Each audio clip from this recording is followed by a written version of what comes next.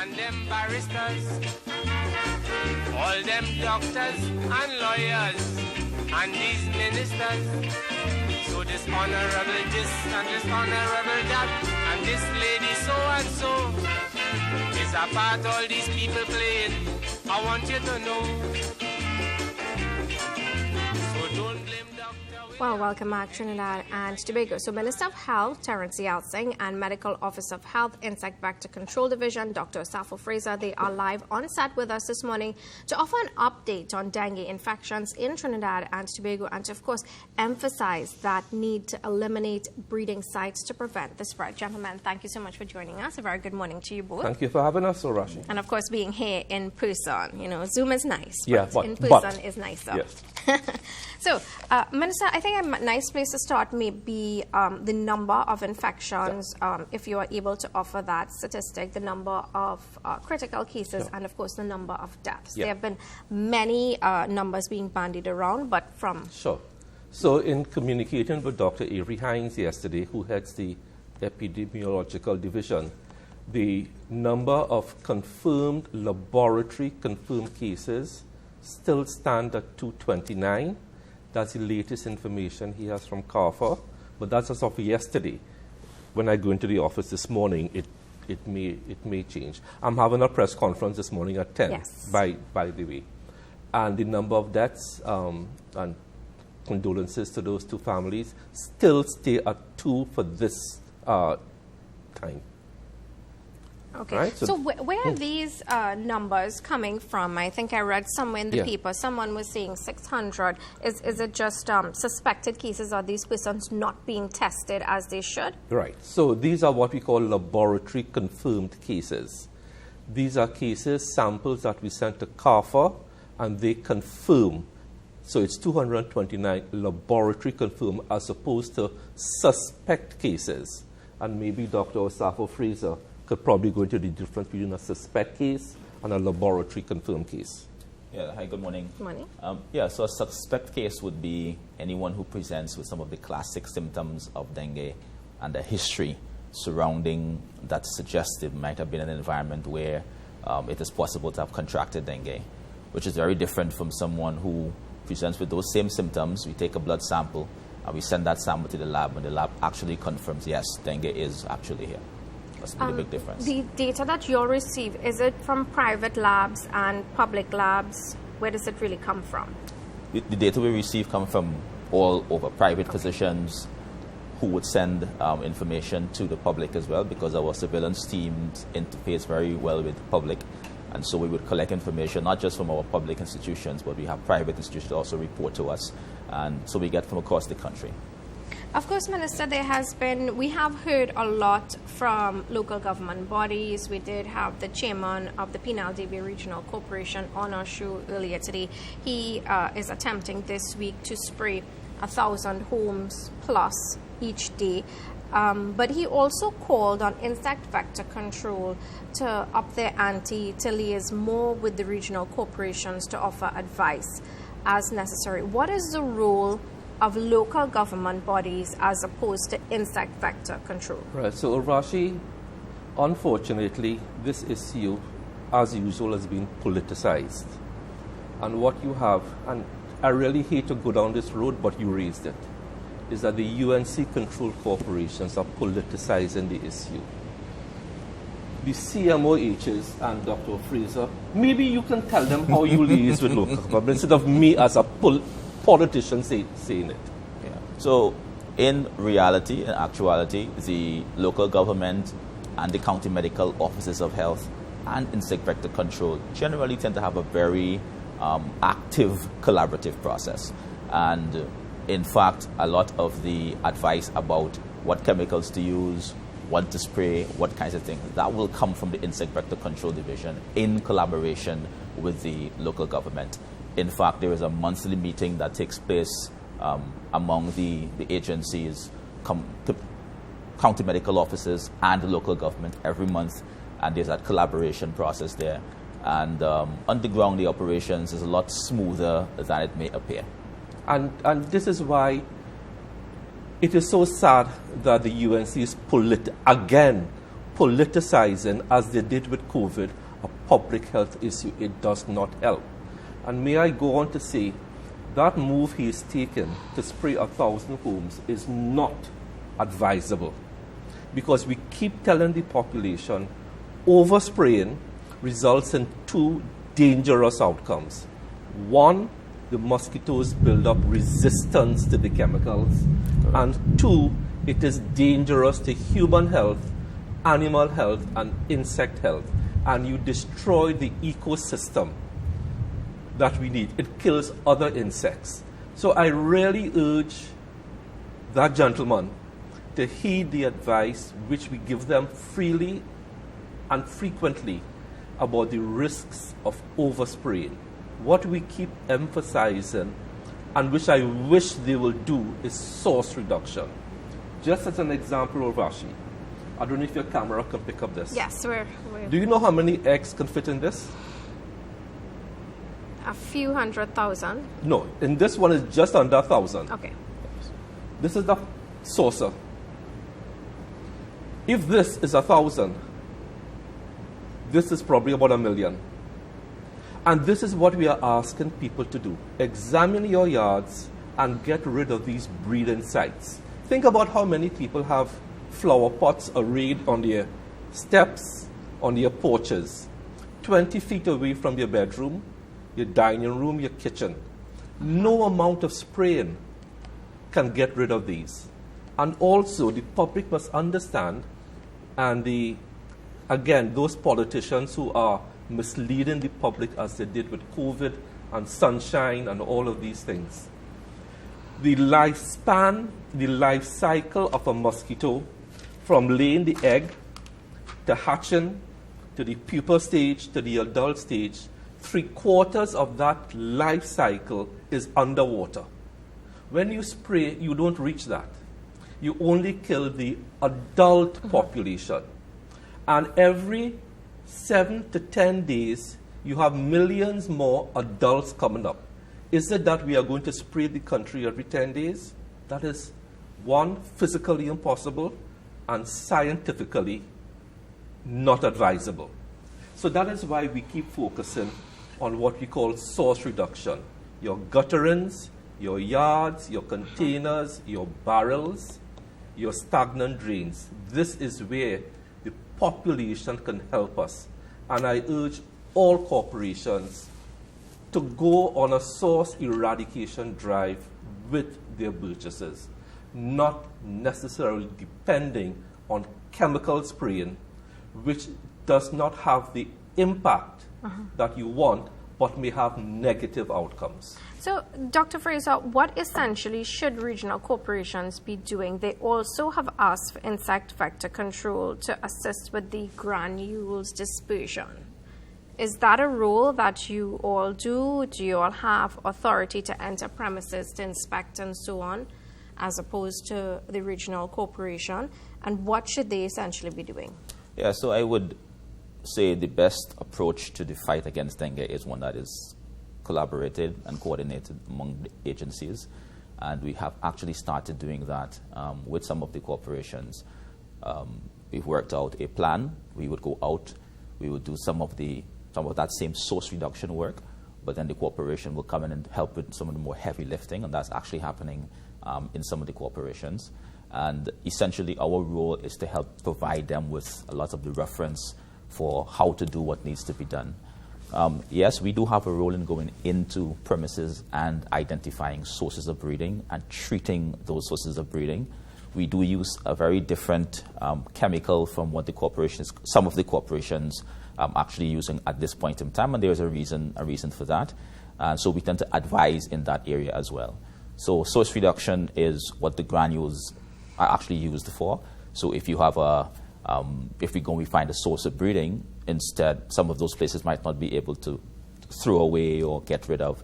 You want to treat that particular source. So like a barrel of water, for example. Right? You still need that water, but that water source could be a place where mosquitoes can breed. So it's still potable when you apply those granules? Yeah, when you apply your treatment, whether it's the granules. In our case, we use a substance called aquatane, which covers it's a kind of a silicone-based product that covers the entire top of the container, so that the mosquitoes can't breed, because they need to breed in order to hatch and become an adult. So that's the process we use. So sometimes you can't destroy the actual source, you have to treat it. And so that's where the granules or the Aquitaine come in. We don't use the granules anymore. There is some discussion around the actual effect of those granules anymore. They've been shown to be some resistance to the granules by the mosquitoes. So we have moved away from that.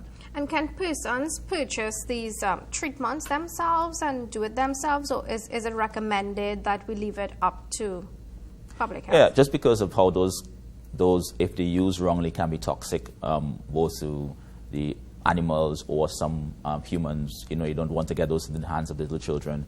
We tend to use to be the reference point for it, and we're the ones who would go out and do the actual work. Alrighty. If we could backtrack just a bit as it refers to those confirmed cases and deaths. If I'm not mistaken, we understand those 2 deaths were in Faizabad. I think they were in South Trinidad, yes. I don't know the exact location. I think one was I saw a TV6 report saying Barrackpore. But I tend not to, as minister, give out specifics. Right. If families come forward, fine. Okay, yeah. But my question was Sure. related to are those confirmed cases, is there any geographical trend with it? And if there's a reason for that? Yeah, so the confirmed cases, most of them are in the Caroni, Victoria, and St. Patrick area. And of course, you know, that is central to south. And there may be reasons for that. Some of them include lots of actual reporting of cases and so people are coming forward. Also, the fact that there's a trend. It's usually not, it's not an unusual trend to have lots of mosquito population down in the Southland just because of the way the plains and so on. Exactly. Okay. So that's not a very unusual thing for the dengue trend in Trinidad and Tobago. And so those will be the places where you have a lot of the cases trending at this point in time. So it's interesting. When I first became Minister of Health in 2015, and dengue was an issue, most of the cases back in those days was St. George West. Diego Martin. Strange. Yeah. But now it's in St. Patrick, Victoria, and Caroni. Yeah. They account for about 85% of the cases now. And we are not seeing that much in St. George West as we used to see. But there was this huge exercise undertaken, I think, by Ministry of Health. You yourself went house to house and encouraged people to overturn their tires. But that was during, was it chikungunya? That was during Zika. Yeah, Zika. Which is a slightly different, but still a viral issue. Spread by mosquitoes, The principle remains the same. Source reduction. And what is the range of these mosquitoes, and why is it important that, you know, we all be our brother's keeper? Yeah, so these mosquitoes, the ones that cause dengue, this is the Aedes aegypti, they fly between 100 to 200 meters. So generally, let's say we have a case of dengue. When our team goes into that area to treat with that particular case, we're not just treating the house, but we're treating a 200-meter radius around that house, because we know that infected mosquito can go 200 meters east, west, north, or south of that particular location. Practically, that works out to something like 4 houses on either side and back and front. And so sometimes if the team comes out, you'll see them in the street with the cases, but sometimes in the other street as well, because it's behind where the house is. So that's the range, and that's important. That's exactly why it's important to make sure not just you are doing what you have to do, but the person next to you and the person next to you. Because you might be fine, but your neighbors is the problem, and it will affect you. And we do that to what we call break the chain of transmission. Yes. So you have a confirmed case here, you spray around so that other people... Because a mosquito could bite the infected person and then go bite the healthy person and therefore spread And why source reduction is so important. If I clean my house, the neighbor has to clean. To my left, to my right, front, and back. So it's a community effort. So as I say, the same way, Ulvashi, we have neighborhood watch groups. We need to now, the communities, and I wish the corporations would come together and advise their purchasers to do that instead of indiscriminate spraying. indiscriminate spraying is dangerous to human health, animal health, the ecosystem. And if the humans who are doing the spraying, and if the individuals take up spraying on their own with malathion or whatever, and don't have the proper breathing apparatus, you are putting yourselves in mortal danger. So I really wish we would stop the politics again about a public health matter and stick to the science. Because I think in the Express I did see a photo of an individual Yes. spraying himself. He did not, from my And recollection, that have on a concerned me, mask. right? Spraying is not the be-all and end-all. It is dangerous for a human to be exposed to these chemicals without the correct breathing apparatus. And I just wish, again, we will stop politicizing this issue as we did with COVID. Minister, I tried to pull it up from the ministry's website, but I could not get it in time. But speaking about fine, you may be fine, but not your neighbor. Let's talk about fines, because I heard that there is a $3,500 fine if you are found to have breeding grounds for mosquitoes and that sort of thing. So let me explain how that works. Under the Ministry of Health, we have the public health inspectors. So they would go out, and if they see premises that are breeding sites, they will give you a citation. That citation will give you 7 days to clean up your premises and get your act together. If you don't comply within 7 days, then you can be fined with $3,500. We just don't fine indiscriminately. We give you an opportunity. And to date, I think we have served 31 notices. Could you say where? Most of it would have been in South Trinidad. I will have that data and I'll share it with the public at 10 o'clock at the press conference. And this is not a new measure. This No. Yeah. This came in during Zika, when we upped the fines from $500 because people were just ignoring $500. And under the yellow fever regulations, we changed it from $500 to $3,500 during Zika. People are saying it is because of dengue, now I am reacting. We did this back in 2016 because of Zika. And of course, when that notice went public, persons took to social media, they went to public places, and they say, well, you know, this drain, this retention pond, it's green, it's murky. Will public institutions also be fined? Okay, so let us, and again, I'm glad for the opportunity. I don't know if Dr. Fraser wants to come in, but the Aedes aegypti mosquito, their favorite breeding spots are places where you have clear, clean, stagnant water, not necessarily murky, mossy drains. So are we clear on that, right? So it tends to be more in your household setting rather than in a swamp, rather than in a river. The Aedes aegypti prefers clear, stagnant water. Dr. Fraser, you want to come in? That's very correct. And because of that, your in-house plants are very prone to getting your mosquitoes. Because, you know, we refer to the Aedes aegypti as a domesticated mosquito. Loves it's like to a live pet. inside. That's right. They live around Loves to live humans. inside. So you have a murky drain quarter mile away. That is not necessarily Aedes aegypti. That may be another type of mosquito.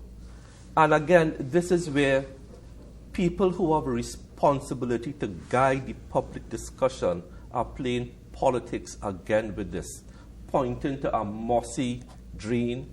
That is not the preferred breeding site of the Aedes aegypti, which causes dengue. Let me say it again. Aedes aegypti loves clear, clean, stagnant water around your homes within a radius of 100 to 300 200 meters. Because that's their flight path. They are domestic. They need people. They need to bite you to get that blood meal to reproduce. Okay?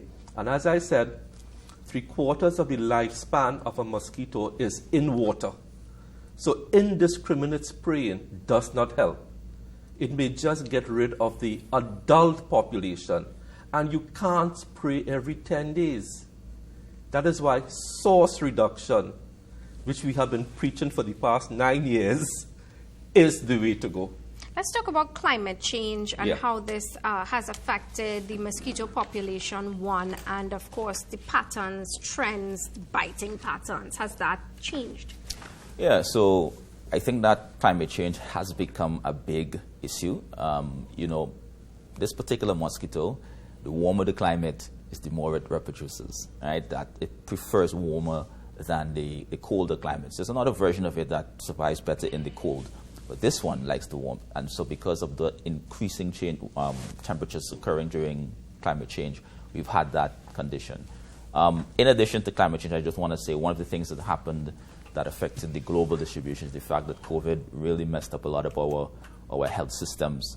And so worldwide, coping with the outbreaks became a little bit more of a challenge than it would have before. So we did have a resurgence of dengue in those kinds of situations as well. But climate change is the big And what you are saying too, there is a PAHO report which talks about the effect of El Nino and La Nina. Yeah. And where now you are seeing, let's take the United States. The southern states of the United States, which tend to be tropical, like Florida and so on, as these countries get warmer and warmer, you are now starting to see dengue starting to appear in some of those southern states, going up as they get warmer and warmer. So the territory spread of the Aedes aegypti is increasing because of climate change. And territory spread means the Aedes aegypti mosquito population is also increasing. And all the scientific literature from CDC, WHO, PAHO speaks to this explosion of dengue across the world. And the area that is contributing the most to that increased spread is Latin America, of which we are a part. And what we are going through now is what Barbados and Jamaica went through 2023 into 2024. Belize, all these countries had the same problem. This is our turn now. And I am appealing to the population again, I'd say it again. Source reduction, inspect your yards, your gutterings. Let me give you a simple example. All of us have tanks home. How many of us close off or put a piece of duct tape? You know there's a little half-inch hole at the top of a tank where the pipe to go in. How many of us have that seal it off. open? So think about a 400-gallon tank where the mosquito gets in there out of sight and lays millions and millions of eggs, larvae, in your tank. That is, and spraying would not reach there. No amount of spraying is going to reach there. But we are breeding millions of mosquitoes in a water tank because we left that little hole at the top open, put duct tape on it. So we keep stressing all these plant pots we have in our porches, our steps, the vases inside our homes with water. We need to get rid of those things. And not only get rid of it, we need to scrub the vase. Why? Because pouring out the water from your vase is not good enough. The eggs in a dry state, or what you call a desiccated state, can stay viable for 1 year. You pour back water into that vase 1 year later, those eggs Reactivated, so to speak. spring to life again. Yes. Yeah. So let's talk about biting I just wanted to add Sure. here, a big part of why that's an issue because the Aedes aegypti mosquito, the eggs are sticking to the sides of the containers like glue. That is how they operate. So when the eggs stick to the side of the container, when the water rises, that's when they hatch. So when you pour out all the water, those eggs are still hanging on very, very, very strongly. So that's why you have to take a sponge and scrub it out to dislodge the eggs, right? So it's not just good to take your saucer, pour the water, and then water your plant again. You need to get rid of the saucer. Get rid of the saucer. Okay, so let's talk about biting patterns. You know, we were once told early morning, late evening, but now we're hearing you can be bitten at any point in time during the day. And additionally, are some persons more susceptible to being bitten than others? Yeah, so the biting patterns for the Aedes aegypti mosquito is still generally true that it is mostly in the morning, early morning, and in the evening. But the truth is the mosquito can indeed bite you at any time during the day. And a big reason for that is what I just said earlier on. The mosquito is a domesticated mosquito. It lives in your home. And the opportunities to have a blood meal is always available because it's always inside. So the general rule about early morning and dusk, that still exists, but the pattern has changed, and there's lots of evidence to suggest that the mosquito bites throughout the day as well. So, Minister, I did promise our viewers that we would get some advice from you as it relates to the spread of leptospirosis. Yeah, We're seeing, there are a lot of rats, rodents out there. And, of course, whose role is it to take care of that population? So, leptospirosis, which is a rat-borne viral illness, is it? Or bacterial? Spirochete. Yeah, a spirochete. When rats urinate and then humans come into contact with that, or domesticated animals, it can be fatal. So we always advise people, especially during the flood season, if you have to dispose of dead animals, you have to use gloves, double bag your hands. But the control of rodents is primarily a function of local government. They have the bait, and they will go out and bait areas where there's a rat issue. Okay, because we heard a lot of complaints, or callers as well, would call and complain that their population appears to be growing. Yeah, so you need to contact your local government councillor, your local government corporation, and they have the wherewithal to do that rat baiting. And we just have like about 20 seconds, so your final piece of advice for our viewers out there as it relates to the spread of dengue. Yeah, so again, let me just encapsulate briefly. There is a role for spraying. We go in and spray where there's a confirmed case to break the chain of transmission, but I want to urge the population to work with us on source reduction within your home, within your yard, and get your neighbors to come on board. Of course, Minister of Health, Terence Yelsing, thank you so much for joining us and bringing along, of course, Dr. Osafo Fraser, Medical Officer of Health, Insect Vector Control Division. Thank you, gentlemen, so much. Minister, you've got our press conference at 10, so we will be there, and I'm sure the public will be viewing. Thank you so much. You're welcome. Thank you. Well, to our viewers, it's now time for a quick break. We'll be right back. Don't blame the judges for their injustice. How you go blame the hoodlums, I say, is a part. They come out to play.